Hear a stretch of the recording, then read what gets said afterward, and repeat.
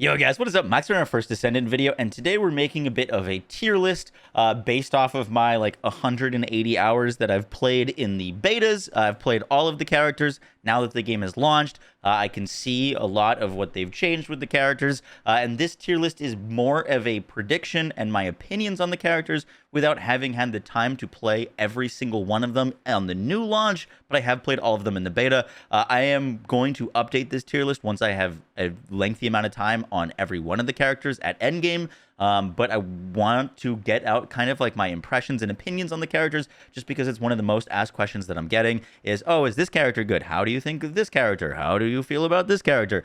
So I want to just kind of have a reference sheet and just a way that you can look at some of my initial impressions. I wouldn't take these as fact, just kind of how I'm feeling about them. Now, one thing that I really want to make super clear is I don't think that there is any one best Descendant overall. This game works a bit like there's different jobs, and the Descendants are a bit of tools, and you want to find the right tool for the job. Not every Descendant is going to be the best at bossing and solo play and group play and AOE farming. They serve different roles. So instead of having one tier list where we put all of them, we're going to have a different tier list for the different types of activities, which are bossing, solo play, and AOE farming. That's kind of what we're going to go off of today for the actual farming of content, to specific bossing, to just if you want to play kind of general solo time, which is the best option for that. Hope you guys enjoyed the video. Let's get right into it.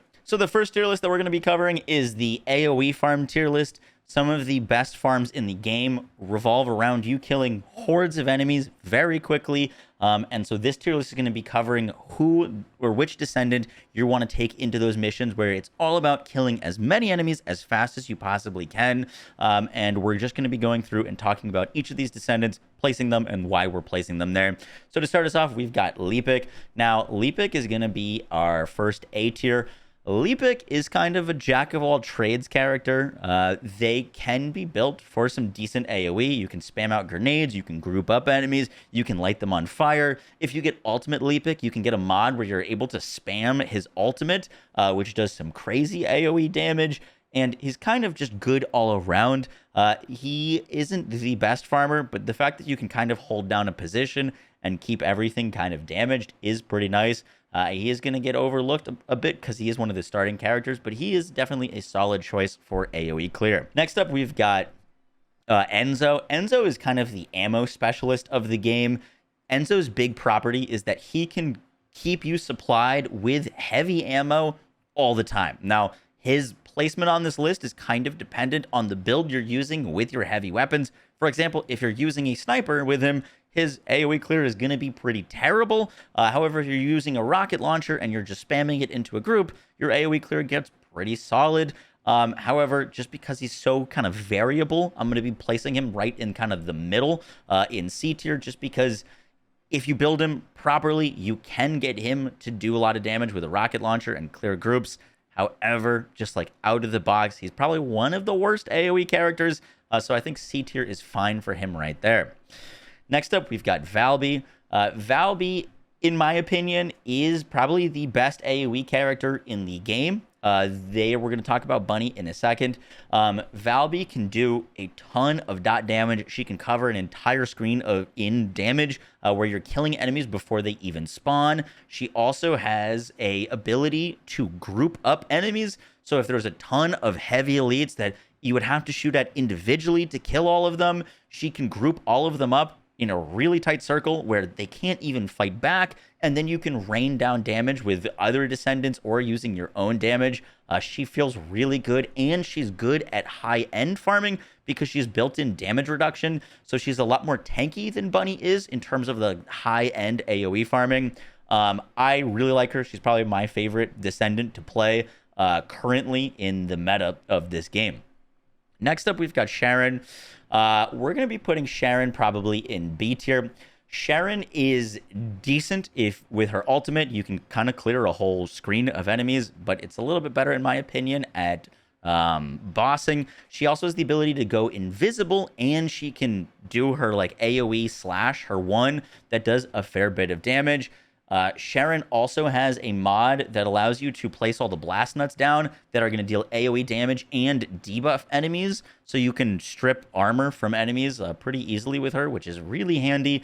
She's not the best AoE farmer, but she brings a decent bit to the table.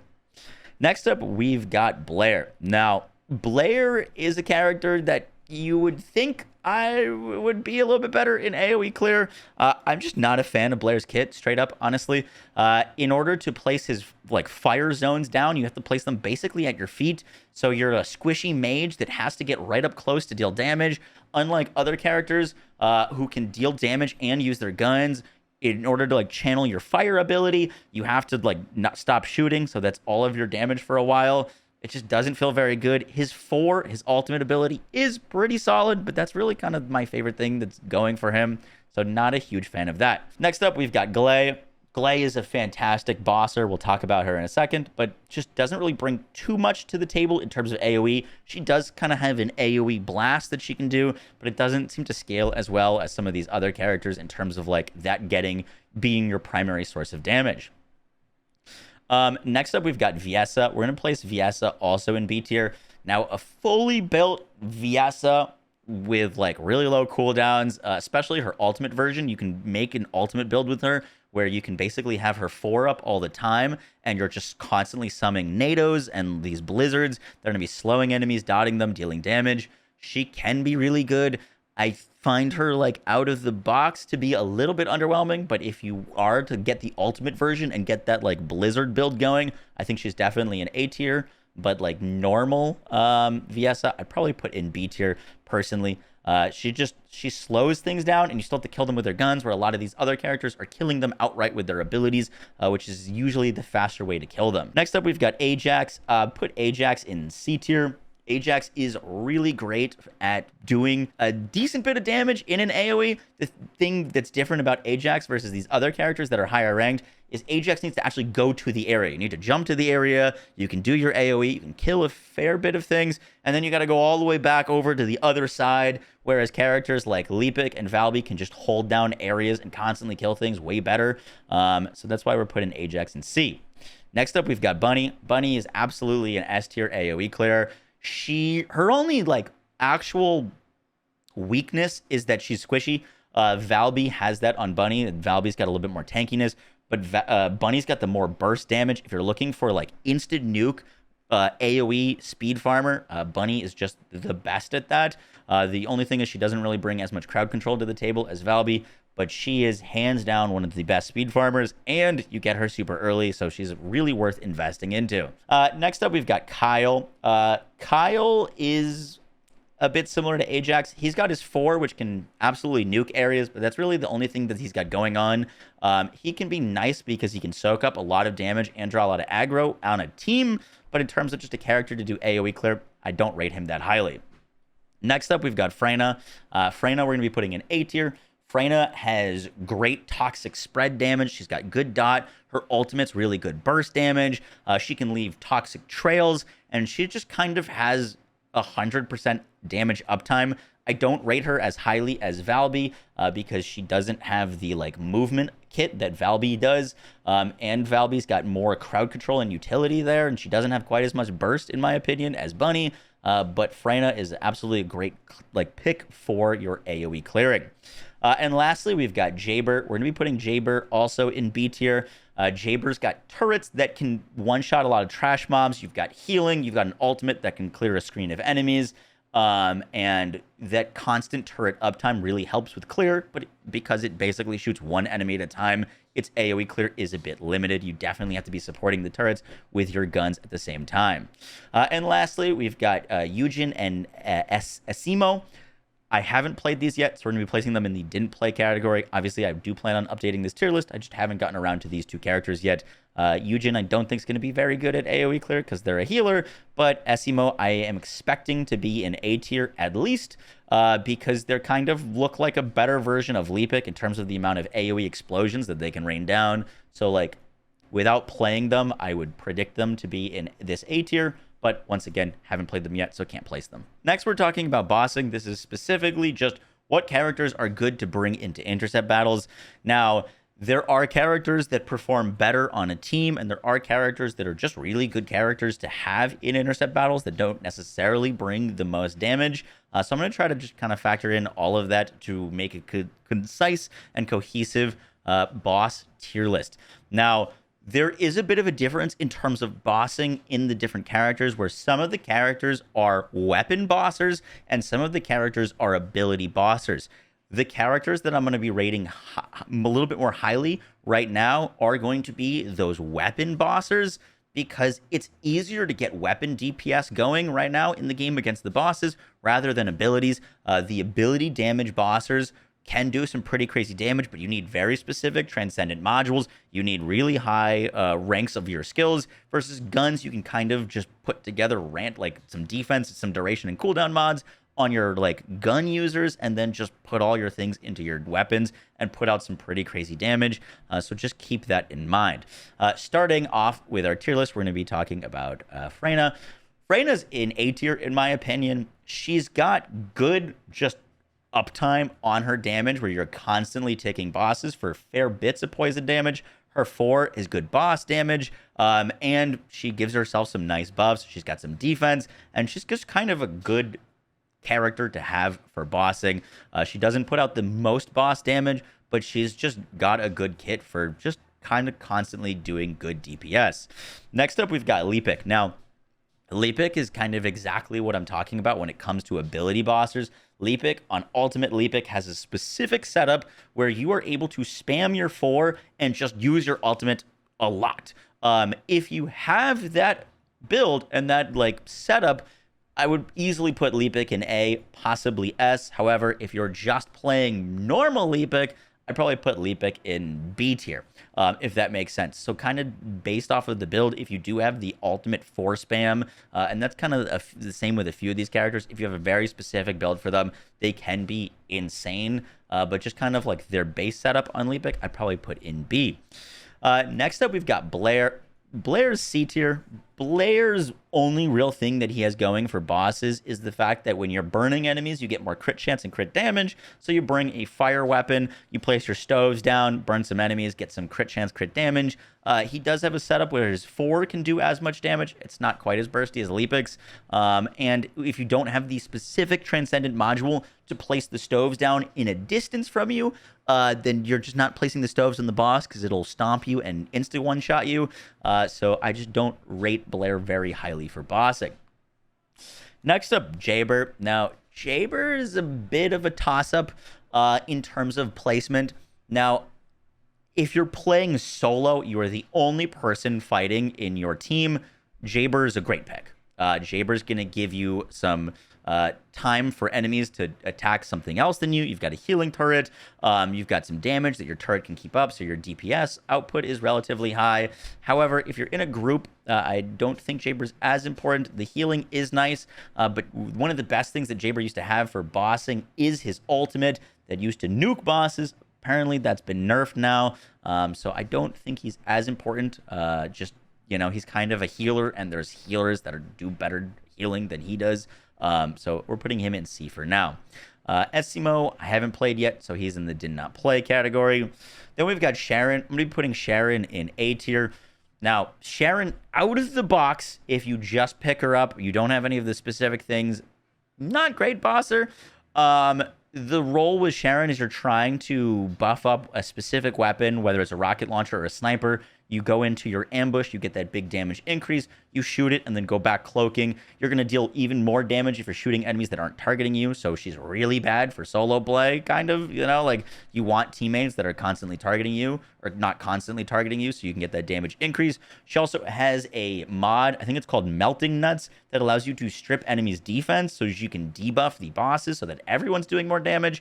And her ultimate is one of the higher single target damage skills in the game. So Sharon we're going to be putting in A.